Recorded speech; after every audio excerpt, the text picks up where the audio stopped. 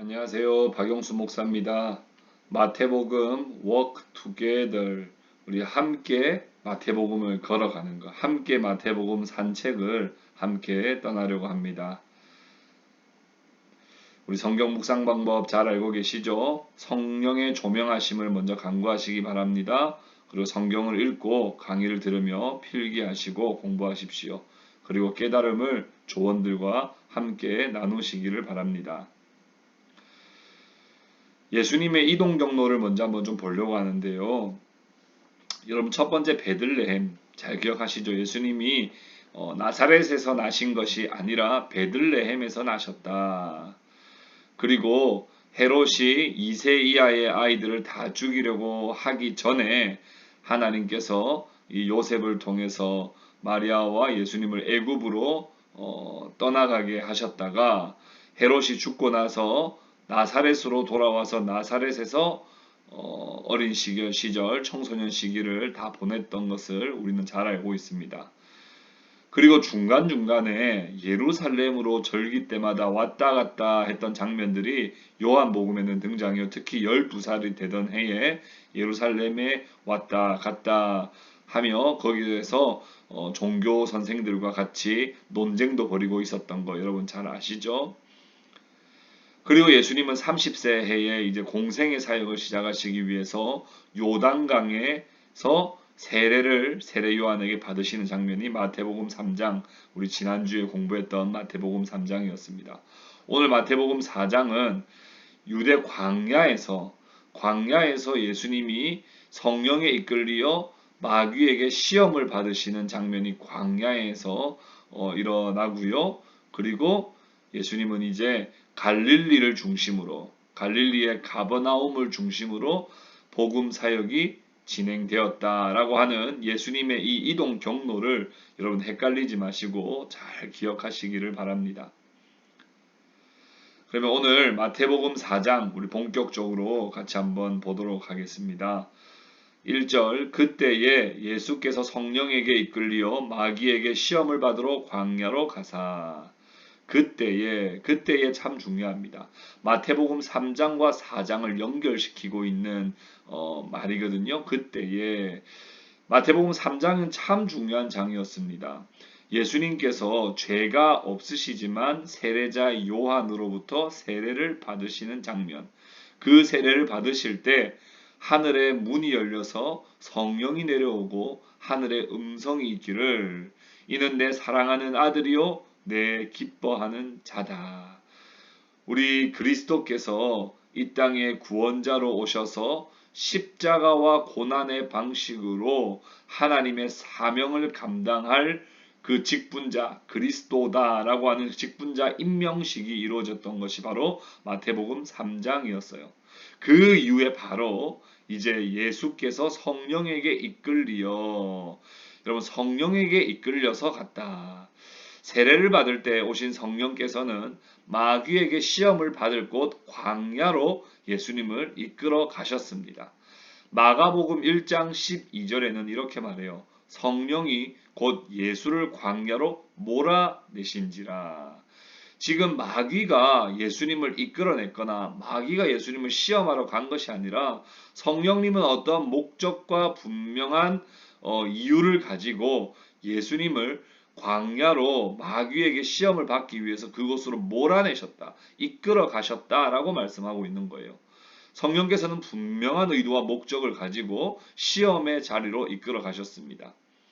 예수님께서는 어떤 메시아이시며 성령께 받은 능력을 누구를 위해 어떻게 사용하실 분이신지를 확인하는 놀라운 사건이 바로 이 마태복음 4장이에요. 마귀는 이를 알기 때문에 교묘하게 계속해서 대적하려고 하는 것이죠. 성령에게 이끌려 광야로 가셨습니다. 40일을 밤낮으로 금식하신 후에 줄이신지라. 40일을 밤낮으로 금식하셨다. 광야에서 40일간 금식하시고 마귀에게 시험 받으심은 우리로 하여금 세 가지를 대표적으로 떠올리게 합니다.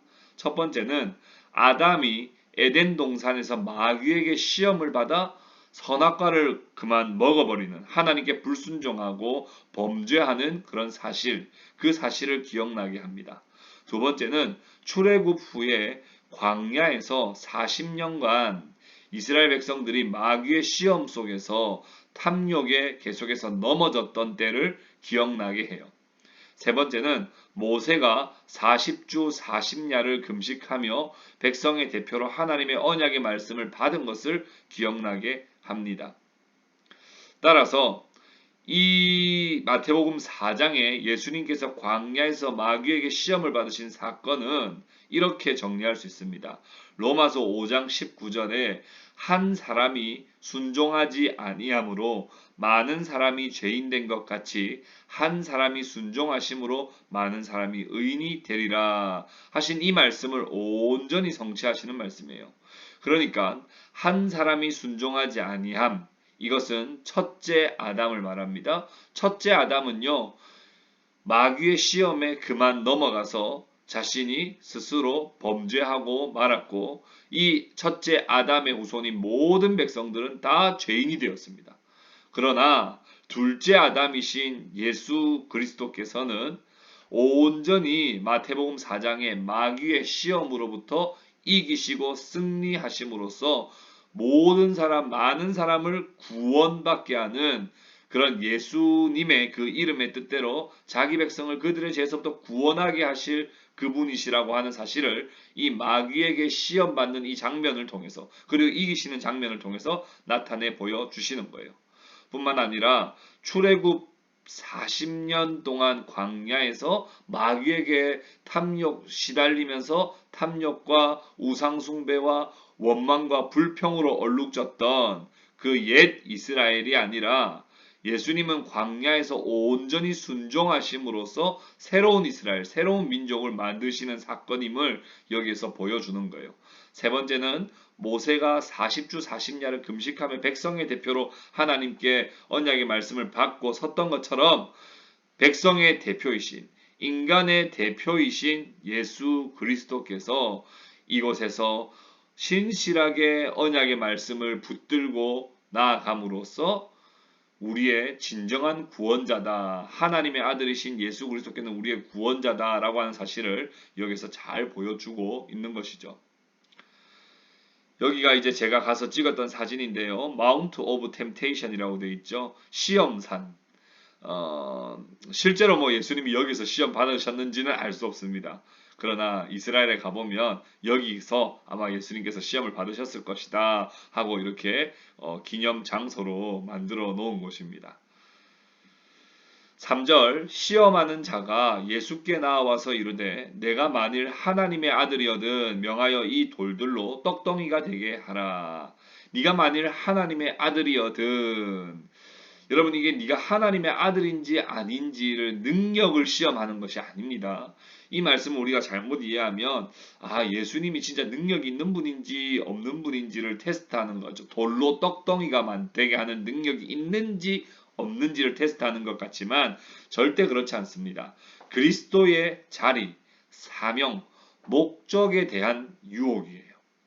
그러니까 하나님의 말씀이 없이도, 하나님의 뜻과 상관이 없이도 메시아적 사명을 감당하는 것이 어떻겠느냐라고 하는 교묘한 유혹이에요. 그러니까 돌을 명하여서 떡덩이가 되게 하는 것도 그거 뭐 하나님 허락받을 필요 있나? 하나님 뜻하고 상관없지 않아? 너도 하나님의 아들이잖아. 너 마음대로 해 라고 하는 하나님의 아들로서의 자리, 그 사명, 그 목적에서부터 벗어날 유혹을 받고 있는 거죠. 4절에 예수께서 대답하여 이르시되 기록되었으되 사람이 떡으로만 살 것이 아니요 하나님의 입으로부터 나오는 모든 말씀으로 살 것이라 하였느니라 하시니, 예수님은 배고픔과 굶주림의 약점을 이용하여서 하나님의 말씀에 떠날 것을 계속해서 유혹받습니다. 그러나 예수님은 철저하게 말씀 안에 거하십니다. 절대로 그 자리를 벗어나지 않는 거예요. 말씀하시는 하나님, 그분 안에 거하는 겁니다. 그 말씀 안에 하나님의 작정, 예정, 섭리, 구속, 이 모든 것이 있으며 교훈과 책망과 바르게 함과 의를 가르쳐 주는 것이 바로 하나님의 말씀이에요. 마귀는 하나님께서 먹이실 것에 대한 불신, 그 불신을 가지도록 계속해서 유혹하고 그 자리에서부터 벗어나서 하나님의 뜻이 아닌 하나님의 말씀 밖에서 네가 네 능력대로 살아갈 것을 계속해서 유혹했지만 말씀을 신뢰하며 말씀 안에서 살아야 할 것이라고 예수님은 그 유혹을 온전히 이겨내십니다. 5절 이에 마귀가 예수를 거룩한 성으로 데려다가 성전 꼭대기에 세우고 두 번째 시험입니다. 거룩한 성으로 데려다가 성전 꼭대기에 세웠다. 여러분 당시에 이 거룩한 성 예루살렘 그리고 성전 이것은 하나님의 임재와 역사가 가득함을 상징하죠. 그렇지만 그 당시에 예루살렘과 성전은 가장 타락한 곳이었어요.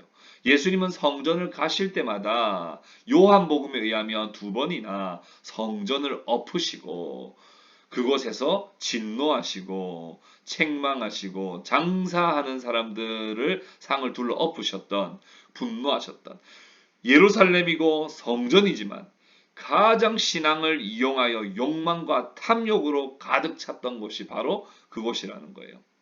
근데 그곳에 마귀가 예수님을 데리고 갑니다. 6절 이르되 네가 만일 하나님의 아들이여든 뛰어내리라. 기록되었으되 그가 너를 위하여 그의 사자들을 명하시리니 그들이 손으로 너를 받들어 발이 돌에 부딪히지 않게 하리로다 하였느니라. 기록되었으되 이런 표현 쓰죠. 그러니까 예수님이 말씀으로 이겨내시자 마귀는 또 교묘하게 오히려 말씀을 인용해서 유혹을 하는데 뛰어내리라는 거예요. 시편 91편 11절 12절 말씀을 제멋대로 해석해서 악의적으로 사용합니다. 거기서 뛰어내리면 하나님이 천사들을 동원해 가지고 너의 발이 돌에 부딪히지 않도록 너를 받들어 줄 거야 라고 그렇게 말씀을 합니다. 그러나 이 말씀은 시편 91편 11절 12절 말씀은 고난 중에 있는 성도들을 도와주신다는 의미이지 하나님을 제 멋대로 시험해 보라고 하는 의미가 결코 아닙니다. 한편 성전 꼭대기에서 뛰어내려 보라. 이것은요 참 교묘하고 참 간사한 유혹인데요. 예루살렘과 성전의 종교 지도자들과 같은 방식으로 사명을 감당하라고 유혹하는 거예요. 예수님이 실제로 성전 꼭대기에서 뛰어내렸을 때 천사들이 그를 받들어 주면요. 어떤 일들이 일어납니까? 한순간에 하나님을 이용해서 인기와 명성을 얻을 수 있는 가장 확실한 방법이 되는 것이죠. 마치 종교 지도자들이 예루살렘과 성전에서 신앙과 하나님을 이용해서 자기의 인기와 명성과 부를 얻으려고 했던 것처럼 예수님도 여기 와서 뭐 다른 이상한 사명 감당하지 말고 그렇게 하는 것이 훨씬 좋지 않겠느냐고 그렇게 유혹하는 겁니다. 그때 7절 예수께서 이르시되 또 기록되었으되 주 너의 하나님을 시험하지 말라 하였느니라 하시니. 마태복음 27장 40절 42절 보면요. 십자가 위에 계신 예수님을 향해서 제사장 서기관 장로들은 계속해서 조롱합니다. 똑같은 방식으로요. 내려와 보라는 거예요. 네가 하나님의 아들이라면 내려와 보라는 거예요. 네가 남은 구원하면서도 너 자신은 구원 못하느냐고 계속 조롱합니다. 그러나 예수님은 그런 방식으로 이곳에서 사명을 감당하는 종교 지도자들과는 다릅니다. 예수님은 십자가의 죽음과 부활로 성전을 헐고 새 성전을 지으실 분이십니다. 말씀에 의지하여 예수님은 끝까지 자신이 지켜야 할 자리를 지키고 자신이 머물러야 할 자리를 머무르며 자신이 하나님의 아들로서의 사명을 끝까지 잘 감당하시는 자이심을 여기서 나타내 보이시는 거죠. 그렇게 유혹을 이겨내셨습니다.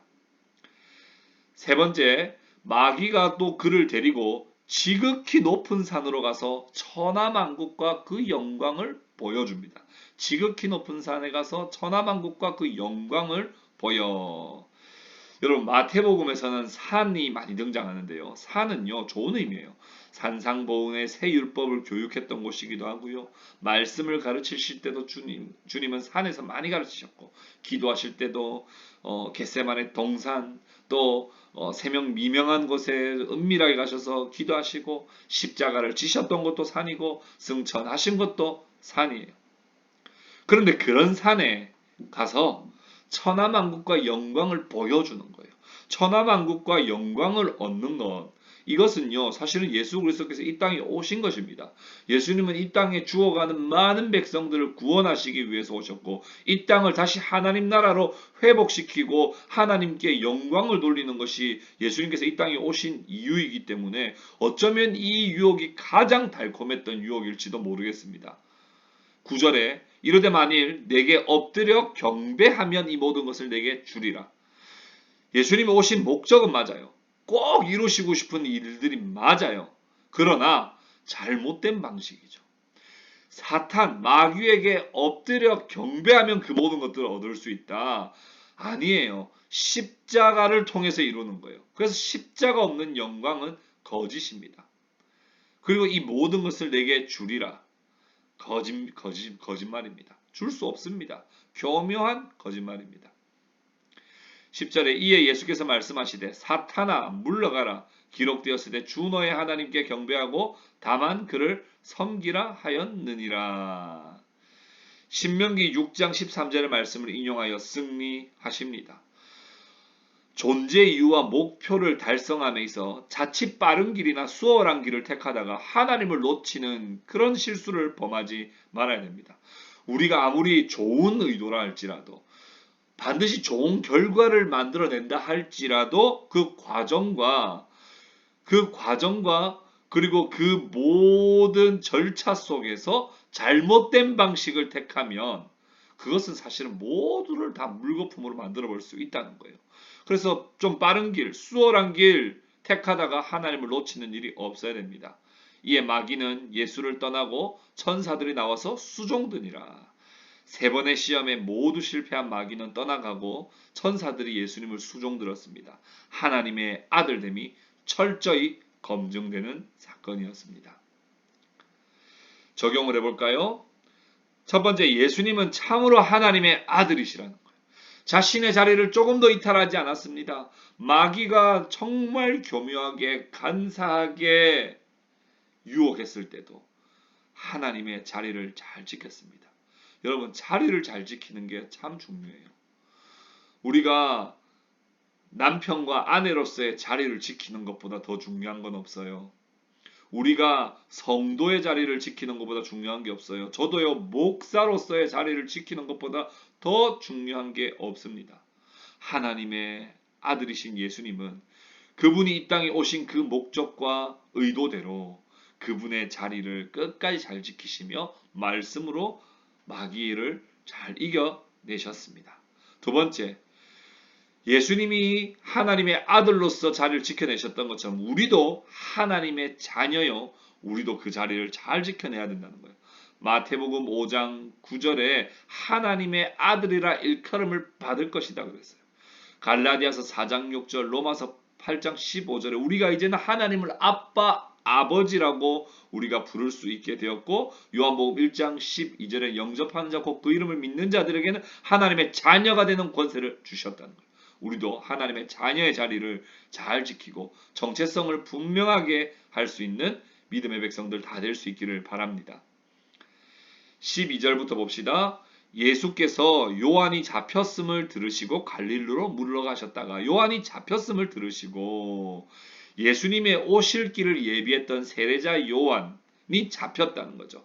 예수님이 오실 길을 예비하는 자의 사역이 이제 끝나고 나니까 이제는 예수님의 사역이 시작된다라고 하는 것의 표현으로 요한이 잡혔음을 들으시고 이제 갈릴리로 물러가셨다가 나사렛을 떠나 스불론과 납달리 지경 해변에 있는 가버나움으로 가서 사시니, 여러분, 가버나움 예수님의 주된 사역지였습니다.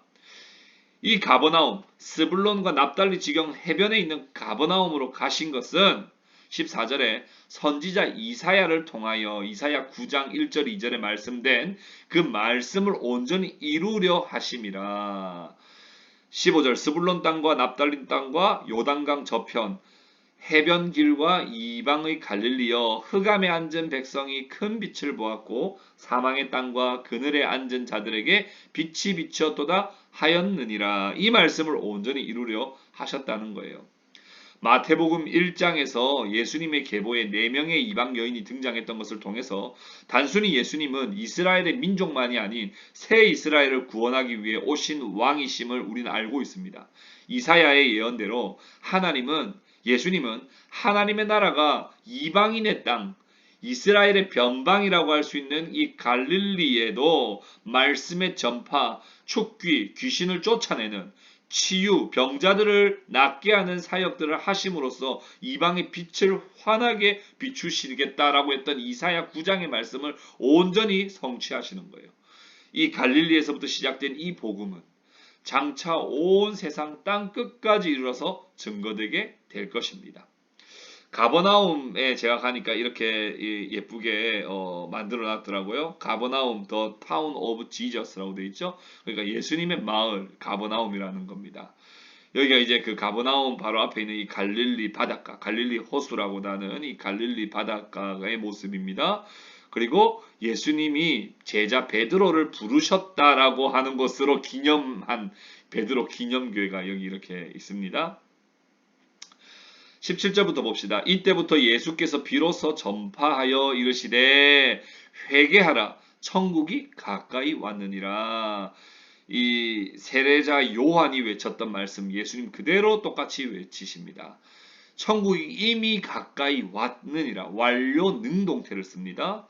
헬라어로 완료 능동태인데 이미 가까이 왔다는 거예요. 여러분 하나님의 나라는 장차 임하는 것이 아니라 이미 예수님이 오심으로써 가까이 왔습니다. 이미 왔어요. 그러나 아직 완성되지 않은 already not yet의 관계라는 걸 잘 기억하십시오. 그래서 지금 우리의 삶 속에서도 이미 임한 하나님 나라를 온전히 누리되 앞으로 장차 임할 완벽한 하나님 나라를 또 우리가 더욱더 소망하며 살아가야 하는 것이죠. 18절에 갈릴리 해변에 다니시다가 두 형제 곧 베드로라 하는 시몬 그의 형제 안드레가 바다에 그물을 던지는 것을 보시니 그들은 어부라. 말씀하시되 나를 따라오라 내가 너희를 사람 낚는 어부가 되게 하리라 하시니 예수님의 가장 중요한 사역 중에 하나는 제자를 삼는 거였어요. 제자를 선택하고 가르치고 훈련하는 것. 이거 예수님이 3년의 공생의 사역 가운데 가장 중요한 비중 가운데 하나의 중요한 사역이었습니다. 왜냐하면 예수님은 사람을 통하여 비록 지금은 갈릴리 바다의 어부의 일을 하고 있는 이 제자들이지만 이 사람들을 훈련시키고 가르쳐서 하나님 나라를 앞으로도 더 완성해 나가시고 전 세계 땅 끝까지 복음을 전하기를 원하셨던 것이 바로 하나님의 뜻이기 때문에 그렇습니다. 그들이 곧 그물을 버려두고 예수를 따르니라. 거기서 더 가시다가 다른 두 형제 곧 세베대의 아들 야고보 그의 형제 요한이 그의 아버지 세베대와 함께 배에서 그물을 깁는 것을 보시고 부르시니 그들이 곧 배와 아버지를 버려두고 예수를 따르니라. 여기에 보니까 그 그물을 버려두고 예수를 따르니라. 22절에도 배와 아버지를 버려두고 예수를 따르니라. 직장이나 학업 이런 거 다 그만두고 전부 다 신학교 가가지고 목사나 선교사가 되어야 된다는 말씀이 아닙니다. 이 말씀은 예수 그리스도를 믿고 따르는 것은 반드시 자기 부인, 버림, 떠남, 포기, 선택 이것이 바로 필수적이라고 하는 것을 말하는 거예요. 아무것도 부인하지 않고 아무것도 버리지 않고 떠나지 아니하고 포기하지 아니하고 선택하지 않고 예수님을 믿는 것은 없다는 거예요. 예수를 믿는 것에는 자기 부인, 버림, 떠남, 포기, 선택이 필수적입니다. 이것을 하지 않으면요. 하나님 더 섬기는 것이 돼요. 근데 하나님 더 섬기라고 말씀하시지 않습니다. 하나님만 우리의 왕이시며 주인 삼고 나아가는 것이 바로 신앙인의 자세라는 거예요. 이렇게 예수님은 제자들을 부르시고 가르치시고 그들과 함께 친히 본을 보이시면서 이들을 하나님의 사도로 다듬어 가시는 것이 바로 예수님의 중요한 사역 중에 하나였다. 23절부터 보시면 예수께서 온 갈릴리에 두루 다니사 그들의 회당에서 가르치시며 천국 복음을 전파하시며 백성 중에 모든 병과 모든 약한 것을 고치시니. 예수님의 3대 사역입니다. 가르치시고 복음을 전파하시고 병을 고치시는 것. 24절에 그의 소문이 온 수리아에 퍼진지라 사람들이 모든 앓는 자 곧 각종 병에 걸려서 고통당하는 자 귀신 들린 자 간질하는 자 중풍병자들을 데려오니 그들을 고치시더라. 갈릴리와 데가볼리와 예루살렘과 유대와 요단강 건너편에 수많은 무리가 따르니라. 예수 그리스도 안에서 이제 예수님이 오심으로써 옛 역사가 새 역사로 이제 전환이 되고 약속이 성취되기 시작하고 죄와 사탄과 어둠의 세력이 정복되고 다툼과 미움과 평화와 정의와 사랑으로 다툼과 미움이 평화와 정의와 사랑으로 변화되는 하나님의 나라가 이제 왔다는 겁니다. 오직 하나님의 아들이신 예수 그리스도로 이루어지는 하나님의 나라가 이곳에 온전히 임해졌다라고 하는 것이 보여지는 것 바로 마태복음 4장 말씀입니다. 오늘 우리에게도 이 사명은 우리에게 동일하게 주어졌습니다. 우리도 하나님의 자녀로서 이 땅을 이런 하나님의 나라로 만들어 나가고 세워 나가고 오직 예수 그리스도 그 이름 그 복음으로 이 땅을 변화시켜 나갈 교회적 사명을 우리도 감당해야 할 줄로 믿습니다. 정리합시다. 오늘 나는 성경을 통해 어떤 하나님을 알고 고백합니까? 첫 번째, 둘째 아담. 첫째 아담은 실패했지만 둘째 아담으로서 마귀의 시험을 말씀으로 이기신 예수님. 두 번째, 하나님의 아들로서 자리를 지키며 온전히 순종하신 예수님. 세 번째, 사람을 불러 제자를 삼으시고 사람을 통해 일하시며 하나님 나라를 완성해 나가시는 우리 하나님. 네 번째, 가르치고 전파하고 치유함으로 하나님 나라를 온전히 이루어 가시는 하나님의 아들 예수 그리스도에 대해서 오늘 우리가 함께 공부하였습니다. 마태복음 4장 말씀을 여러분 반복해서 읽으시고 이 말씀에서 우리에게 찾아오신 하나님의 아들이신 예수 그리스도 정말 진정한 구원을 이루시는 예수 그리스도를 깊이 묵상하시고 이 예수님을 온 세상에 전할 수 있는 저와 여러분들 다 될 수 있기를 우리 주님의 이름으로 축복합니다. 수고 많이 하셨습니다.